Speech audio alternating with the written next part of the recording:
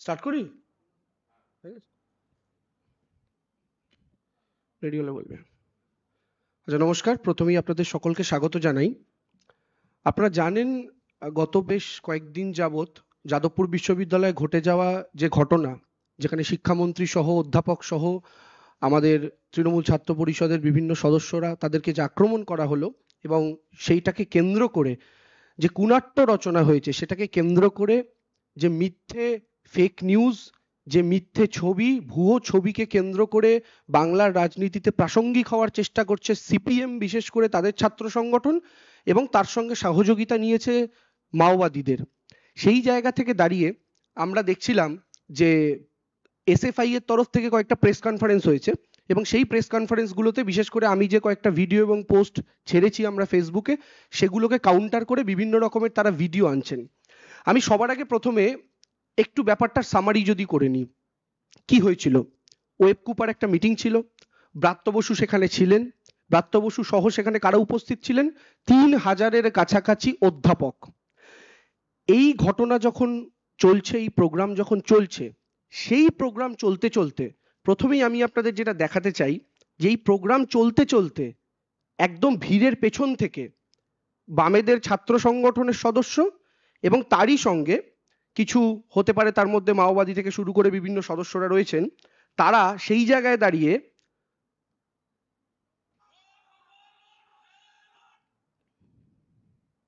আপনারা যদি দেখেন, আপনারা দেখবেন অশোভনীয় ইঙ্গিত করা হচ্ছে রাজ্যের মন্ত্রীর দিকে তাকিয়ে। রাজ্যের মন্ত্রীর দিকে আঙুল তুলে তাকে বিভিন্ন রকম আঙুল দেখানো হচ্ছে, যেগুলো অশোভন, যেগুলো বলা যায় না, যেগুলো দেখানো যায় না। এখান থেকে ঘটনার সূত্রপাত। আমি আরো আরেকবার যদি ভিডিওটা আপনাদের জন্য চালিয়ে দিই, আপনাদের আমি ভিডিওটা পরবর্তীকালে দিয়ে দেবো। সেখানে আপনারা দেখতে পাবেন এই অশোভনীয় ইঙ্গিতগুলো করা হচ্ছে রাজ্যের মন্ত্রীর দিকে তাকিয়ে, এবং অধ্যাপকরা তখন বসে রয়েছেন গোটা স্টেডিয়ামে। এখান থেকে ঘটনার সূত্রপাত। এই কাজ যখন তারা শুরু করলেন, এই কাজ করার পর আস্তে আস্তে তারা অগ্রসর হতে থাকলেন স্টেজের দিকে।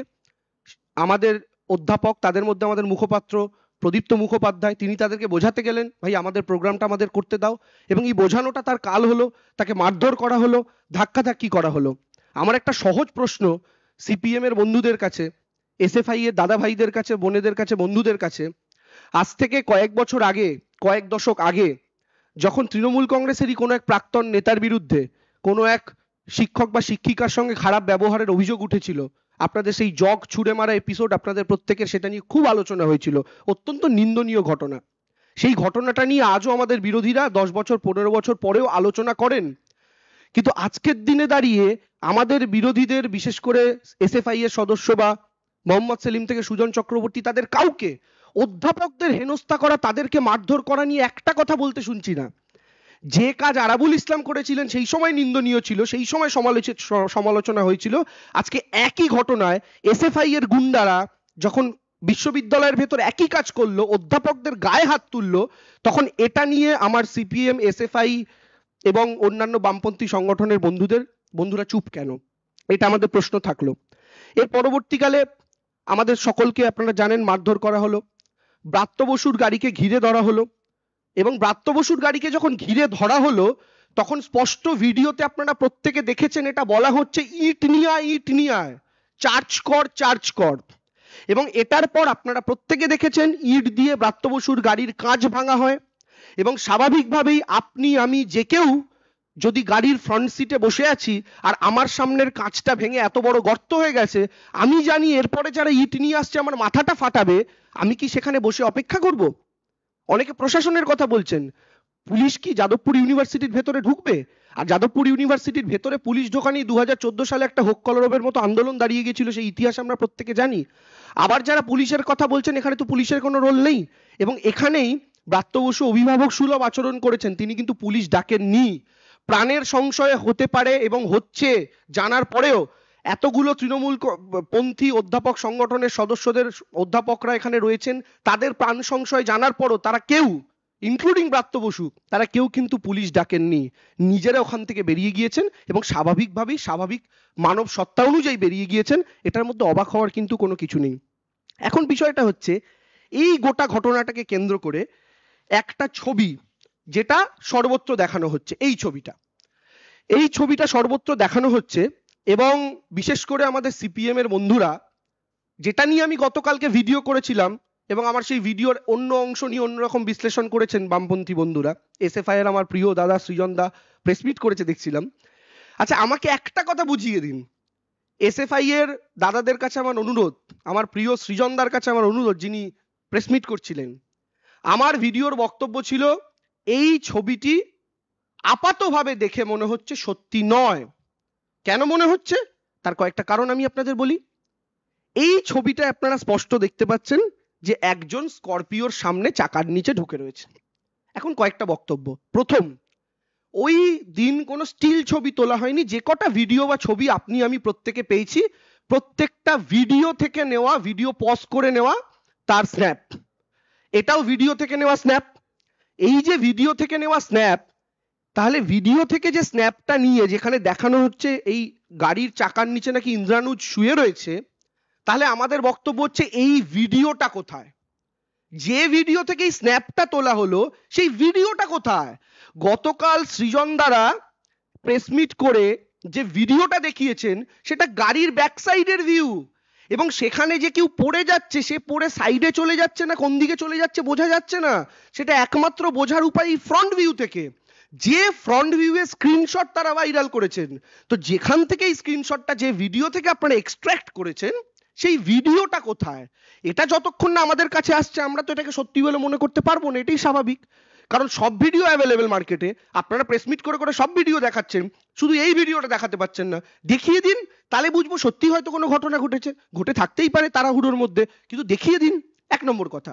দু নম্বর কথা, স্বাভাবিক বুদ্ধি সম্পন্ন যে কেউ তারা যদি এই ছবির দিকে তাকান, স্বাভাবিক বুদ্ধিতে বিবেচনা করেন, তাহলে একটা এত বড় গাড়ি এবং এখানে যদি এটা সত্যি ইন্দ্রানুজ হয়, সে আড়াআড়ি ভাবে চাকার তলায় শুয়ে রয়েছে। এই চাকার তলায় শুয়ে থাকার পর এসএফআই বলছে ব্রাত্য বসুর গাড়ি চাপা দিয়ে চলে গিয়েছে। চাপা দিয়ে এই শব্দটা তারা ব্যবহার করছে। আচ্ছা, আপনারা কেউ বিশ্বাস করেন? যদি এত বড় একটা গাড়ি এরকম আড়াআড়ি শুয়ে থাকা একটা মানুষের ওপর, লম্বালম্বি হলে আমি তাও মানতে পারতাম যে ওপর দিয়ে গাড়িটা বেরিয়ে চলে গেছে, তার নাকে চোখে মুখে চোট লেগেছে, কিন্তু আড়াআড়ি সে শুয়ে রয়েছে, তার উপর দিয়ে এত বড় একটা গাড়ি গিয়েছে, তারপরেও সেই ব্যক্তির শুধুমাত্র চোখে চোট লেগেছে। এটা কি করে সম্ভব? কোন অঙ্কে সম্ভব? এটা আমাদের একটু এসএফআই এর বন্ধুরা আরেকটা প্রেস মিট করে বুঝিয়ে দিন না, একটু উত্তর দিন না, সামনে আসুন না। একজন মানুষের ওপরে গোটা এত বড় গাড়ি চড়ে যাওয়ার পর কি করে সম্ভবপর হতে পারে সেই মানুষটার কেবলমাত্র চোখে চোট লেগেছে? এবার তারা বলছেন যে চোখের ওপর দিয়ে টায়ার চলে গেছে।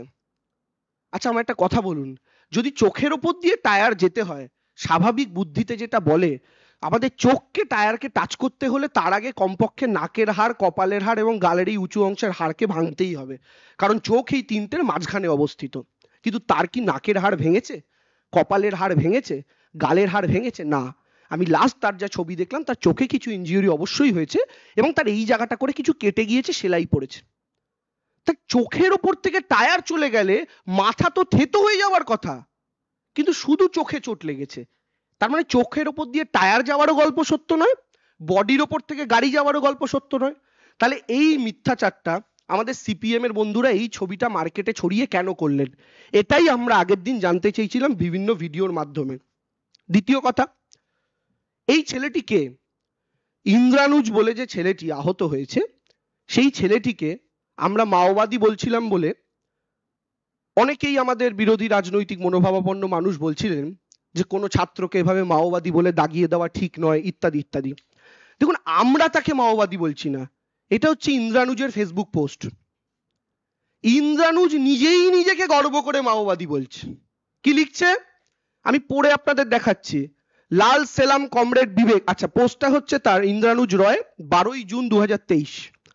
সে বলছে লাল সেলাম কমরেড বিবেক, লাল সেলাম কমরেড কমলা, লাল সেলাম কমরেড যোগী, মার্ক্সবাদ লেনিনবাদ মাওবাদ দীর্ঘজীবী হোক, অপারেশন সমাধান প্রহারের নামে ভারতের জনগণের ওপর গৃহযুদ্ধ চালানো ভারত রাষ্ট্র ধ্বংস হোক, লাস্ট মাওবাদ দীর্ঘজীবী হোক।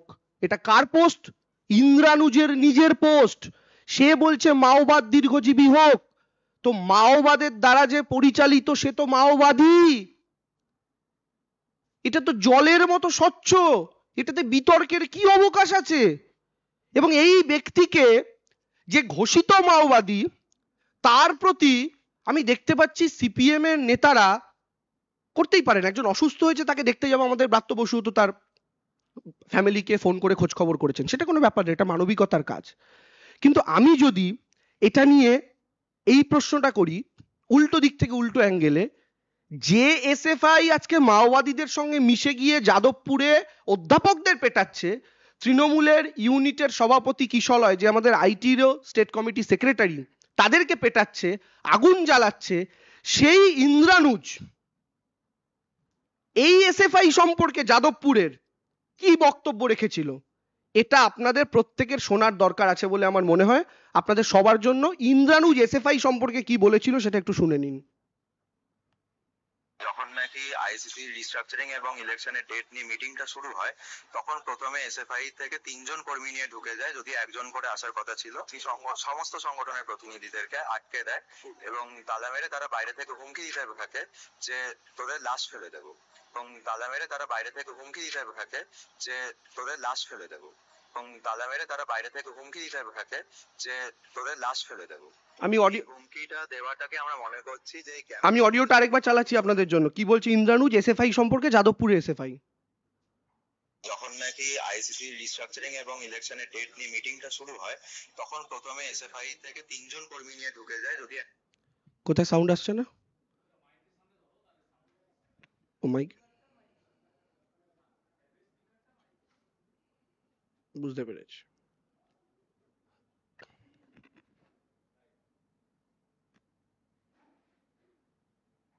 যখন নাকি আইসিসি রিস্ট্রাকচারিং এবং ইলেকশনের ডেট নিয়ে মিটিংটা শুরু হয়, তখন প্রথমে এসএফআই থেকে 3জন কর্মী নিয়ে ঢুকে যায়, যদি একজন করে আসার কথা ছিল। সমস্ত সংগঠনের প্রতিনিধিদেরকে আটকে দেয় এবং তালা মেরে তারা বাইরে থেকে হুমকি দিতে থাকে যে তোদের লাশ ফেলে দেবো, এবং তালা মেরে তারা বাইরে থেকে হুমকি দিতে থাকে যে তোদের লাশ ফেলে দেবো, এবং তালা মেরে তারা বাইরে থেকে হুমকি দিতে থাকে যে তোদের লাশ ফেলে দেবো। এই হুমকিটা দেওয়াটাকে আমরা মনে করছি যে এই ক্যাম্পাসের মধ্যে দীর্ঘ 5 বছর যখন ইলেকশন হয়নি, এসএফআই 2020 সেই ইলেকশনে জেতার পর থেকে মনে করেছে এই ক্যাম্পাসে তাদের একচ্ছত্র রাজ চলছে, এবং তারা নানা সময় বিরোধী মতের ছাত্রছাত্রীদেরকে পোস্টার ছিঁড়ে দেওয়া, তাদেরকে মারধরের হুমকি দেওয়া, এমনকি আপনারা শুনলেন এই ইন্দ্রানুজ বলছে এসএফআই নাকি তাদেরকে লাশ ফেলে দেওয়ার হুমকি দিয়েছিল। ইন্দ্রানুজের বক্তব্য, যাকে আজকে মোহাম্মদ সেলিম সুজন চক্রবর্তী দেখতে যাচ্ছেন। ইন্দ্রানুজের বক্তব্য হচ্ছে এসএফআই তাদের পোস্টার ছিঁড়ে দেয়, ইত্যাদি ইত্যাদি কাজকর্ম করে। তো এখন আমার প্রশ্ন হচ্ছে এসএফআই এর নেতাদের কাছে, ইন্দ্রানুজের এই বক্তব্য কি সঠিক? যদি সঠিক হয়, বেঠিক হলে আপনারা বলবেন, আর যদি সঠিক হয়, তাহলে এই ইন্দ্রানুজের আহত হওয়ার পেছনে সত্যি সত্যি যে তার ভয় আপনারা তার লাশ ফেলে দেবেন, কোথাও আপনাদের কারসাজি ছিল না তো, যে সামনের দিকে দৌড়তে দৌড়তে ইন্দ্রানুজ বুঝতে পারেনি? সেইটাও কিন্তু আমাদের সামনে আমার মনে হয় জানার অবকাশ রয়েছে, এবং এটাই এসএফআই নেতাদের উত্তর দেওয়ার প্রয়োজন আছে। তৃতীয় কথা কি, এই যাদবপুর বিশ্ববিদ্যালয়ে আমরা আজ থেকে প্রায় 2 বছর আগে আমাদের এক ভাইকে হারিয়েছি, স্বপ্নকে হারিয়েছি। এই যাদবপুরে যে ঘটনাগুলো ঘটেছে, সেই ঘটনাগুলোর জন্য আমাদের প্রত্যেককে, ইনক্লুডিং আপনাদের সংবাদ মাধ্যমকে নির্ভর করতে হচ্ছে সেখান থেকে যে টুকরো টুকরো ভিডিও উঠে এসছে তার উপর। আজকে যে কারণে তৃণমূল কংগ্রেসের দাবি ছিল যাদবপুরের ভেতরে সিসিটিভি বসানো নিয়ে, আজকে যদি যাদবপুরের ভেতরে সিসিটিভি কভার থাকতো, তাহলে সত্যি সত্যি কি ঘটনা ঘটেছে, কার গাড়ি কাকে চাপা দিয়েছে, কারা প্রথম আক্রমণ করেছে, কারা কাদের মাথা ফাটাতে গেছিল, কারা গাড়ির কাঁচ ভেঙেছিল, কারা তৃণমূল ছাত্র পরিষদকে মেরেছিল, না তৃণমূল ছাত্র পরিষদের কেউ তাদেরকে মেরেছিল, গোটা ব্যাপারটা দুধ কা দুধ পানি কা পানি হয়ে যেত। কিন্তু 2 বছর হয়ে গেল এই ঘটনা ঘটার পরেও যাদবপুরের একাংশ তারা কেন এখনো এই সিসিটিভি বসানোর বিরুদ্ধে, সেটা আজকের দিনে দাঁড়িয়ে প্রমাণ হয়ে যাচ্ছে যে ওটা তারা কয়েকজন মিলে একটা মুক্তাঞ্চল করে রেখেছে। সেই মুক্তাঞ্চলে তাদের আলাদা সংবিধান, আলাদা নিয়ম, আলাদা কানুন, সেখানে তারা যা খুশি তাই করতে পারেন। এবং সর্বোপরি যারা নিজেদেরকে মুক্ত চিন্তার ধারক বাহক বলেন, তারা বিপরীত চিন্তার কাউকে প্রবেশ করতে দিতে চান না। বাবুল সুপ্রিয় কেন্দ্রীয় মন্ত্রী থাকাকালীন গিয়েছিলেন, হতে পারেন তিনি তখন বিজেপির মন্ত্রী ছিলেন, তার সঙ্গে আইডিওলজিক্যাল ডিফারেন্স থাকতেই পারে, কিন্তু তিনি ভেতরে প্রবেশ করার পর তার চুলের মুঠি ধরে নেড়ে দেওয়া হয়েছিল, সেই ভিডিও আমরা দেখেছি। রাজ্যপাল যাওয়ার পরও তার সাথে কি ব্যবহার করা হয়েছিল আমরা দেখেছি। ব্রাত্য বসু যাওয়ার পরও তার সাথে কি ব্যবহার করা হয়েছে আমরা দেখেছি। আমাদের বক্তব্য হচ্ছে আমরা অন্য কোনো স্বর শুনতেই রাজি হচ্ছি না আমাদের ক্যাম্পাসের ভেতরে, অথচ নিজেদের মুক্ত চিন্তার প্রচারক বলে দাবি করছি। How is it possible? এটা কি করে চলতে পারে? আপনি অন্য মতের কাউকে ঢুকতে দেবেন না, কাউকে রাজনীতি করতে দেবেন না। আজকে ওই পজিশনে দাঁড়িয়ে এবার আমার বক্তব্য আরেকটা মিথ্যাচার সিপিএম এর। তারা বলছে যে ব্রাত্য বসুর থেকে বারবার আমরা সময় চাইছিলাম, আমরা কিছু বলতে চাইছিলাম, কিন্তু আমাদের বলতে দেওয়া হচ্ছিল না, আমাদের কথা শোনা হচ্ছিল না। তাহলে এটা কি কমরেড? যদি ব্রাত্য বসু আপনাদের কথা শুনে নাই থাকে, আপনাদের এসএফআই নেতাদের থেকে স্মারকলিপি গ্রহণ করছেন ব্রাত্য বসু যাদবপুর চত্বরে, এই ছবিগুলো কোথা থেকে এলো? তার মানে ব্রাত্য বসু আপনাদেরকে সময় দিয়েছিল, আপনারা স্মারকলিপি দিয়েছিলেন। এই যে দুজনকে দেখা যাচ্ছে, আমি যতদূর জানি, আমি যদি খুব ভুল নয়, এসএফআই এর নেতা বা অন্য কোনো বাম সংগঠনও হতে পারেন, মোট কথা এসএফআই খুব সম্ভবত, তারা স্মারকলিপি দিয়েছেন, ব্রাত্য বসু সেটা গ্রহণ করেছে। তাহলে ব্রাত্য বসু স্মারকলিপি গ্রহণ করলেন, তারপরে তার গাড়ির কাঁচ ভাঙা হলো। এইটা একটু যুক্তি সহকারে একটু বুঝিয়ে দেবেন আমার এসএফআই এর বন্ধুরা, আমার যাদবপুরের মাওবাদী বন্ধুরা, আমার যাদবপুরের আক্রমণকারী বন্ধুরা, যে ব্রাত্য বসু তাহলে অন্যায় কি করেছে, এবং আপনারা তাহলে এই মিথ্যাচারটা করলেন কেন? ব্রাত্য বসু আপনাদের সময় দেয়নি, এটাও আরেকটা মিথ্যাচার সিপিএম এর এবং এসএফআই এর এবং যাদবপুরের অন্যান্য যে সংগঠন আছে তাদের, যেটা আরেকটা জিনিসও প্রকাশ্যে চলে আসছে। আমাদের একটা জিনিস ভেবে দেখার দরকার আছে যে সিপিএম এর সঙ্গে এই মুহূর্তে এই যে মাওবাদীদের ঘনিষ্ঠতা, যারা 1.5 মাস আগে, এবং ইন্দ্রানুজের আমি যে বক্তব্যটা শোনালাম এসএফআই সম্পর্কে, সেটা বেশি পুরনো না, 1.5 থেকে 2 মাস আগের বক্তব্য, যে বলছে এসএফআই তাদের লাশ ফেলে দেওয়ার হুমকি দিচ্ছে এবং পাল্টা তারাও বিভিন্ন রকম হুমকি দিয়েছেন। আমাদের বক্তব্য হচ্ছে এই সিপিএম এর হঠাৎ করেই পরিবর্তনটা কেন? এখন তারা হঠাৎ করে মাওবাদীদের ঘনিষ্ঠ হচ্ছে। কয়েক মাস আগে নৈহাটির উপনির্বাচনে সিপিআই এমএলএ এর সাথে তারা জোট করছে। তার আগে দেখা যাচ্ছে এই কয়েকদিন আগে বামেদের নতুন নীতি, যেখানে বিজেপিকে তারা নাকি ফ্যাসিস্ট শক্তি বলে মনে করছে না, অর্থাৎ এখন বিজেপি ফ্যাসিস্ট শক্তি নয়, এখন সিপিআই এমএলএ এর সাথে জোট করা যায়, এখন মাওবাদীদের সাথে যৌথভাবে আন্দোলন দাঁড় করানো যায়। সিপিএম এর হলোটা কি? শূন্য হয়ে যাওয়ার পর কি আদর্শগত জায়গা থেকেও সম্পূর্ণভাবে বিচ্যুতি ঘটে গেল? যেটা কংগ্রেসের সাথে জোট করা দিয়ে শুরু হয়েছিল 2016 বিধানসভা নির্বাচনে, আজকে মাওবাদীদের সঙ্গে হাত মেলাতে হচ্ছে, বিজেপিকে ফ্যাসিস্ট শক্তি নয় বলতে হচ্ছে। এই জায়গা থেকে দাঁড়িয়ে আমাদের একটা বক্তব্য, যে আমাদের বক্তব্য কোথাও গিয়ে কিন্তু as a university, as a institute যাদবপুরের বিরুদ্ধে নয়। আমরা যাদবপুরকে নিয়ে প্রত্যেকে গর্বিত। যাদবপুর আমাদের বাংলার একটি গর্বের প্রতিষ্ঠান, যেখান থেকে হাজার হাজার ছাত্রছাত্রী বেরিয়ে তারা গোটা পৃথিবীতে আজকে বিভিন্ন জায়গায় টপ পজিশনে বসে আছে, তারা ভারতের মুখ, বাংলার মুখ উজ্জ্বল করছে। যাদবপুরের মেধা নিয়ে, অ্যাজ এ ইনস্টিটিউশন যাদবপুর নিয়ে কারোর মনে কোনো সংশয় নেই। কিন্তু সমস্যাটা কি জানেন?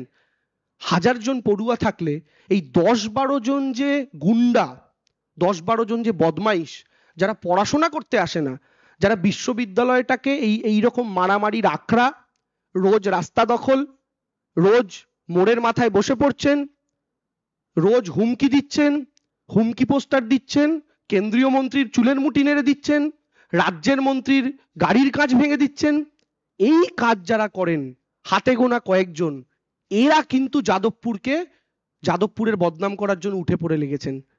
কিন্তু আমাদের বিশ্বাস, এই কাজগুলো যারা করেন তারা 10%, বাকি 90% পড়ুয়ারা আসেন, তারা পড়াশোনা করেন, তারা লাইফে একটা জায়গাতে স্টেবল হন, তারা সাকসেসফুল হন, হয়ে তারা নিজেদের জীবনে তাদের ফিরে যান।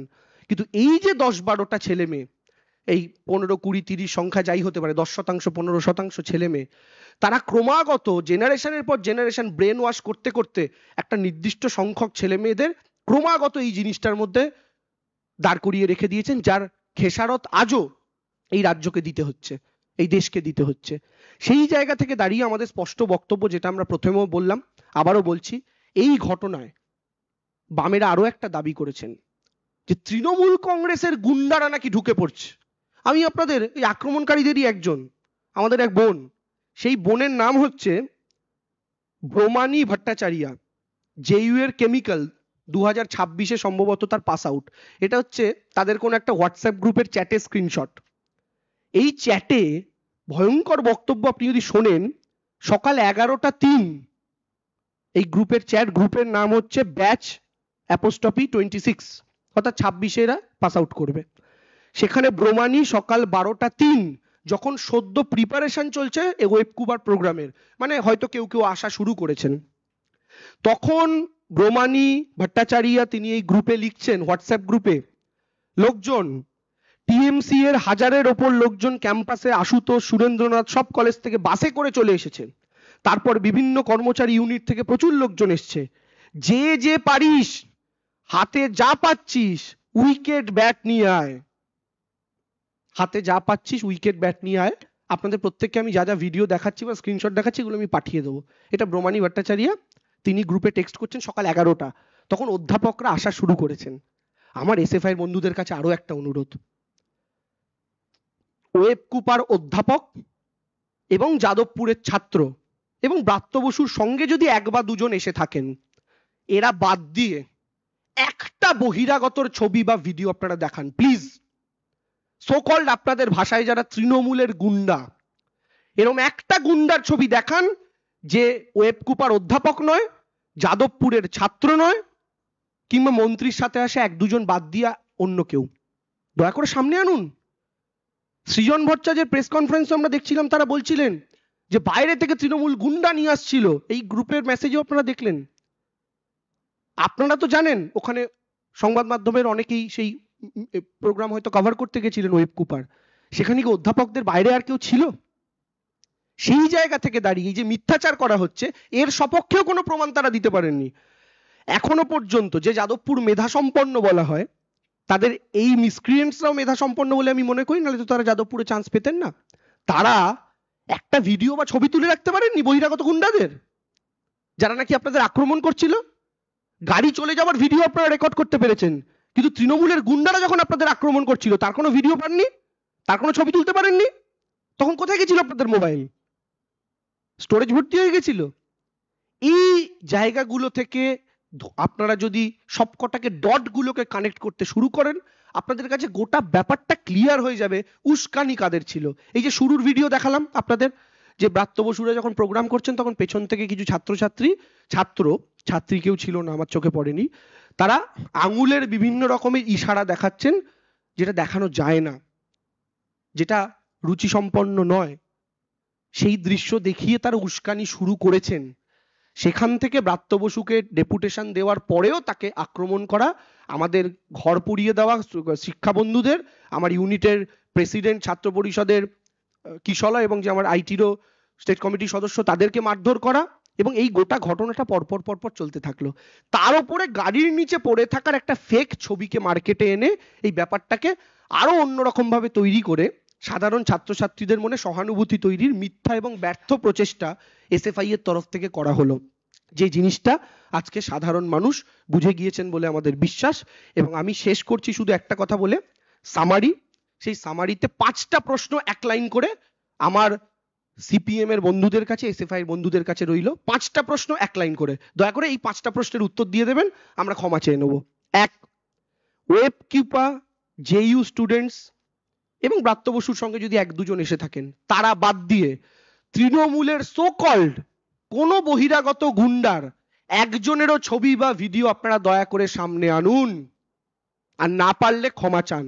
1, 2, আপনাদের কাছে প্রশ্ন, ব্রাত্য বসুর হাতে স্মারকলিপি দেওয়ার পরেও, যে ছবি আমরা দেখিয়েছি, ব্রাত্য বসুর হাতে স্মারকলিপি দেওয়ার পরেও আপনারা এই দাবি কেন করলেন যে ব্রাত্য বসু আপনাদেরকে সময় দেয়নি?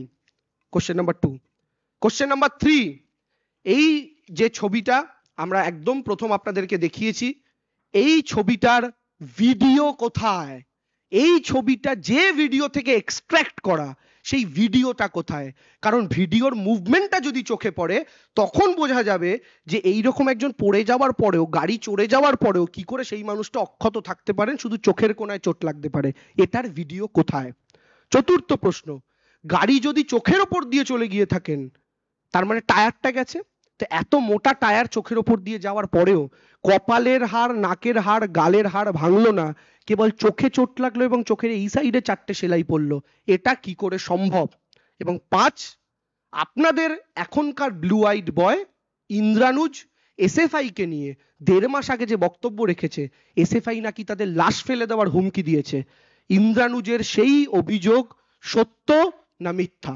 এই 5টা প্রশ্নের জবাব আমার সিপিএম এর, এসএফআই এর, আমার প্রিয় সৃজন দা আমাদেরকে দিয়ে দিন, আমরা বাধিত থাকবো। Thank you. আপনাদের যদি কিছু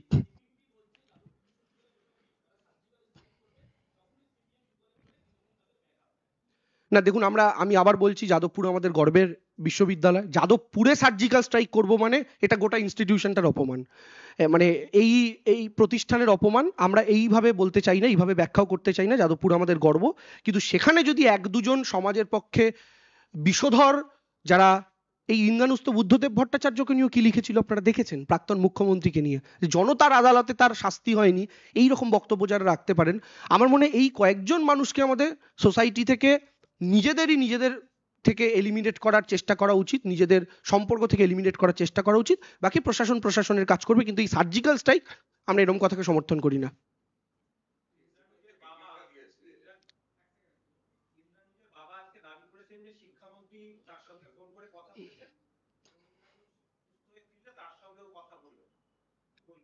হ্যাঁ, এইটা একটা ইম্পর্টেন্ট প্রশ্ন, কারণ হচ্ছে কালকেও কিছুজন দেখছিলাম একটা বক্তব্য রাখছিলেন, ইনক্লুডিং সৃজন দাও বলেছে যে আমরা সোশ্যাল মিডিয়া এরকম পোস্ট করছি, অথচ ব্রাত্যবাবু তো মিডিয়াকে বলেছেন যদি আমার কিছু হয়ে থাকে তাহলে মানে এই ভুলের জন্য মানে আমি বুঝতে পারিনি বা ইত্যাদি ইত্যাদি কিছু বক্তব্য। আমি এটা আপনাদের ক্লিয়ারলি বলে দিই, এই ভিডিও প্রকাশ্যে আসার আগে ব্রাত্যবাবুর এই বাইট দেওয়া। একজন মানুষ যিনি গাড়ির ভেতরে বসে রয়েছেন, যাকে 30টা লোক ঘিরে রয়েছে, যার গাড়ির ওপর 4টে লোক মাথায় উঠে রয়েছে, সেই ব্যক্তির পক্ষে গাড়ির ভেতর থেকে বসে কখনোই টের পাওয়া সম্ভব না তার গাড়ি কাউকে ধাক্কা দিয়েছে কি দেয়নি। আপনারা ন্যাচারালি ভাবার চেষ্টা করুন, আপনি একা একটা হাই রোডে গাড়ি করে যাচ্ছেন, রাস্তায় কিছুর সাথে যদি আপনার ইম্প্যাক্ট হয় আপনি টের পাবেন, কিন্তু আপনার গাড়ি আস্তে আস্তে এগোচ্ছে, 20টা লোক ঘিরে রয়েছে, 4টে লোক গাড়ির মাথায় বসে আছে, তখন আপনার গাড়ি চলতে গিয়ে কারোর সাথে ধাক্কা লাগলো কিনা ওটা গাড়ির ভেতর থেকে বুঝতে পারা সম্ভব নয়। তাই ব্রাত্যদা যে কথা সংবাদ মাধ্যমে দেখেছেন, যে অভিযোগ শুনেছেন, তিনি ভেবেছেন এত বড় মিথ্যে কথা আশা করি কেউ বলবে না, তাই তিনি বলেছেন যদি হয়ে থাকে তাহলে আমি দুঃখিত। কিন্তু ব্রাত্যদাও জানতেন না আদপে তার গাড়ির তলায় চাপা কেউ পড়েননি। ব্রাত্যদা এখন জানতে পেরেছেন, আপনারা এখন তার থেকে মতামত চাইতেই পারেন। এবং স্বাভাবিকভাবে একজন শিক্ষামন্ত্রী হিসেবে যে প্রশ্নটা দাদা করলেন, তিনি ইন্দ্রানুজের বাবার সঙ্গে কথা বলেছেন, এটাই তো একজন অভিভাবক সুলভ আচরণ। তিনি সেই জায়গা থেকে তার দায়িত্ব পালন করেছেন রাজ্যের একজন অভিভাবক হিসাবে।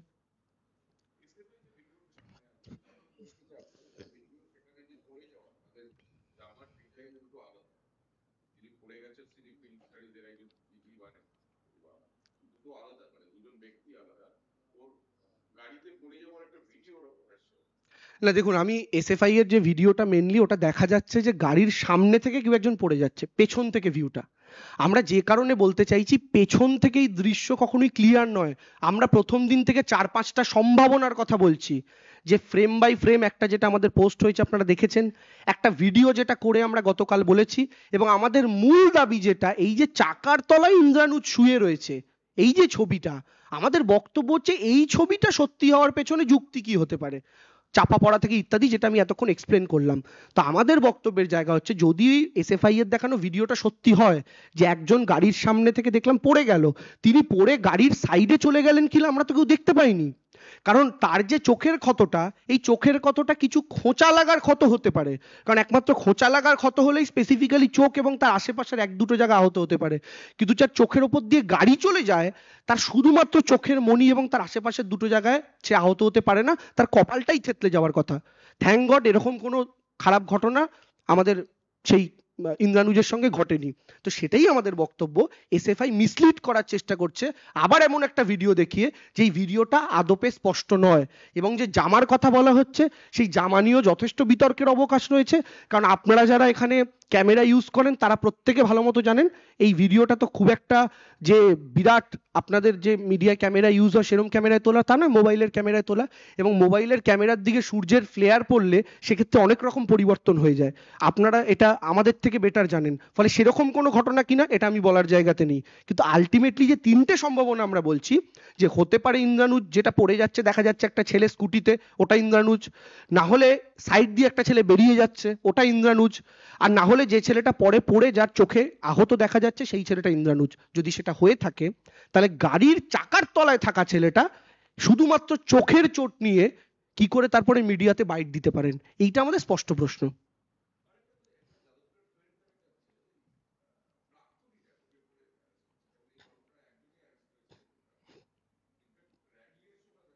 একদম না, প্রাক্তনীদের ব্যাপারটা নিয়ে দেখুন, এর আগেও এই নিয়ে যাবতীয় বিতর্ক হয়েছে। এখন প্রাক্তনীদের ব্যাপারটা নিয়ে আলোচনা তাদের নিজেদের মধ্যেও তারা করেছেন, তাদের বামপন্থী বিভিন্ন সংগঠন, আমাদের ইউনিয়ন থেকে শুরু করে প্রত্যেকের এখানে একটা মতামত আছে। কিন্তু আমাদের বক্তব্য হচ্ছে, যে ঘটনা ঘটছে ভেতরে, সেই ঘটনা তো দুধ কা দুধ পানি কা পানি হয়ে যায় যদি আর 5টা ইনস্টিটিউটের মতো সিসিটিভি কভার থাকে। সেইটা করতে তাদের এত বাধছে কেন, এবং তারা তার বিরুদ্ধে কেন আন্দোলন করছেন? যে সিসিটিভি লাগাতে দেব না, স্বপ্নের মৃত্যুর পর ওই আন্দোলনটা তারা চালু করেছিলেন কেন? সিসিটিভি থাকলে কি এমন জিনিস সামনে চলে আসবে যেটা আপনারা সামনে আসতে দিতে চান না? এটা তো খুব স্পেসিফিক প্রশ্ন। এখন বহিরাগতরা এসে কাজ করুক, দেখুন অন্যায় যদি বাইরে থেকে কেউ এসে করে সেটাও অন্যায়, ভেতরের কেউ করলে সেটাও অন্যায়। অবশ্যই একটা ইউনিভার্সিটিতে বাইরে থেকে কেউ ঢুকে বিভিন্ন রকম, ওখানে অনেক অভিযোগ ওঠে, মদ্যপান থেকে শুরু করে গঞ্জি কাশেবন থেকে শুরু করে বিভিন্ন রকম অভিযোগ ওঠে, সেগুলো নিয়ে আলোচনাও বহুবার হয়েছে। সেই রকম ঘটনাগুলোর ক্ষেত্রেও বহিরাগতদের একটা মদত থাকে বলে বলা হয়। আমরা প্রত্যেকে জানি সব জায়গায় একটা নিয়ম শৃঙ্খলা থাকা উচিত। তো সেইগুলোর ক্ষেত্রে যারাই এটা করছে না কেন, যদি সিসিটিভি কভার্ড হয় তাহলে গোটা ব্যাপারটা সামনে চলে আসে, কিন্তু তারা সেই ব্যাপারটাই করতে দিতে রাজি নন।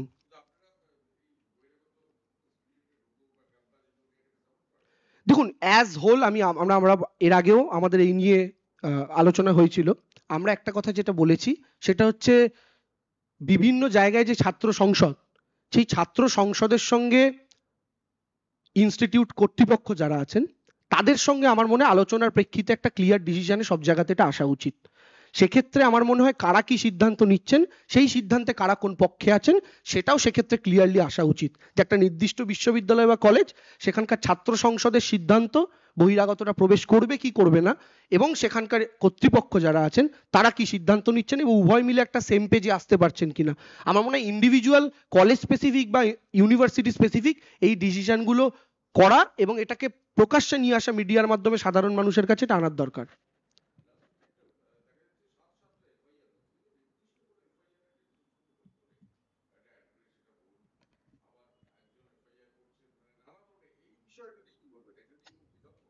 দেখুন, আমাদের এখানে আমাদের কিশলয় আছে যে আক্রান্ত হয়েছে সেই দিনকে, এরাও সেদিনকে হাসপাতালে ওই ক্যাম্পাস থেকে বেরিয়ে তারা যাদবপুর থানাতে গিয়েছিল, এবং যাদবপুর থানাতে যাওয়ার পর সেখানেও তাদেরকে হুমকি দেখানো, এমনকি তাদের ইউনিভার্সিটির ক্যাম্পাসের ভেতরে তাদের জিনিসপত্র রাখা ছিল, সেটা আনতে না দেওয়া। এই ছেলেটা তো চশমা মেরে ভেঙে দিয়েছে, চশমা বানাতে দিয়েছে এখনো।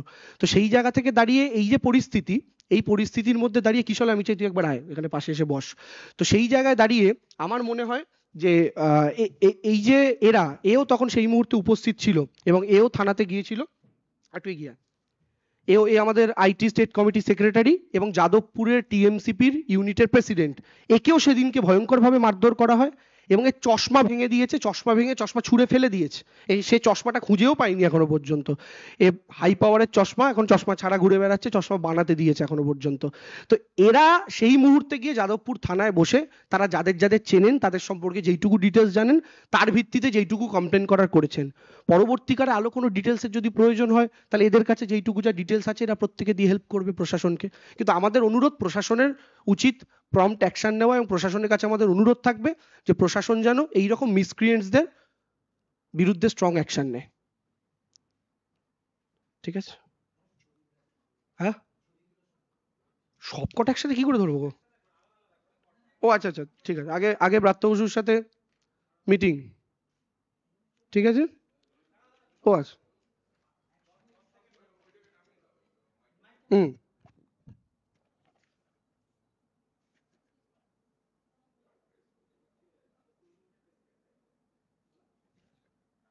একটা হলো, আচ্ছা, এটা হচ্ছে ইন্দ্রানুজের সেই নিজেকে মাওবাদী বলে দাবি করা ফেসবুক পোস্ট।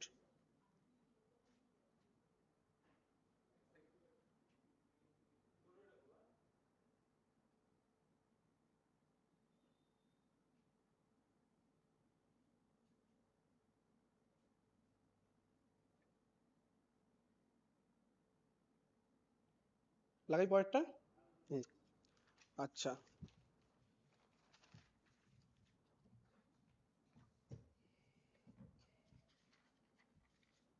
এটা হচ্ছে সেই গাড়ি, এটা তো বিখ্যাত ছবি, সবার কাছেই আছে।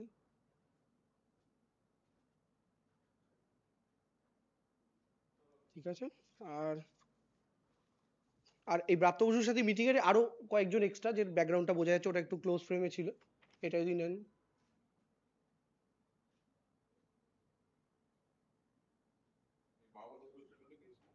হ্যাঁ, মাওবাদী পোস্টার দেখিয়েছি, ফেসবুক পোস্ট তো, হ্যাঁ।